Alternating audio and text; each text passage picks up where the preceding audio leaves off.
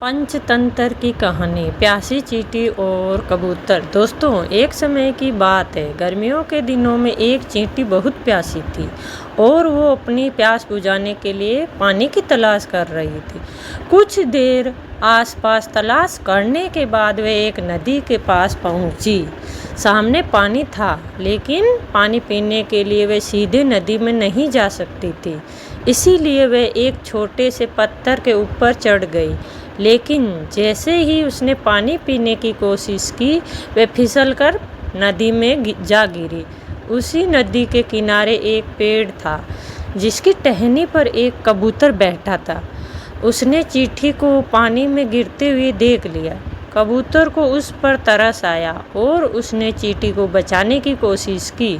कबूतर ने तेजी से पेड़ से एक पत्ता तोड़कर नदी में संघर्ष कर रही चींटी के पास फेंक दिया।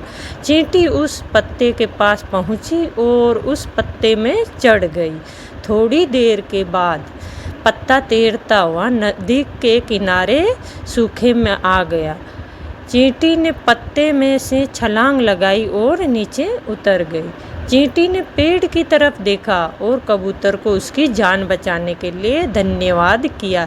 इस घटना के कुछ दिनों बाद एक दिन एक शिकारी उस नदी किनारे पहुंचा और उस कबूतर के घोंसले के नज़दीक ही उसने जाल लगा दिया और उसने दाना डाल दिया।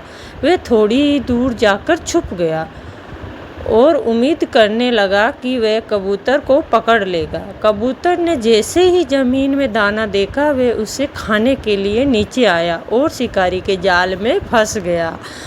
वो चींटी वहीं पास में थी और उसने कबूतर को जाल में फंसा हुआ देख लिया। कबूतर उस जाल में से निकलने में असमर्थ था। शिकारी ने कबूतर का जाल पकड़ा और चलने लगा। तभी चींटी ने कबूतर की जान बचाने की सोची थी और उसने तेजी से जाकर शिकारी के पैर में जोर से काट लिया। तेज दर्द के कारण शिकारी ने उस जाल को छोड़ दिया। अपने पैर को देखने लगा। कबूतर को जाल से निकलने का ये मौका मिल गया। वह तेजी से जाल से निकलकर उड़ गया। दोस्तों, इस कहानी से ये सीख मिलती है, कर भला हो भला।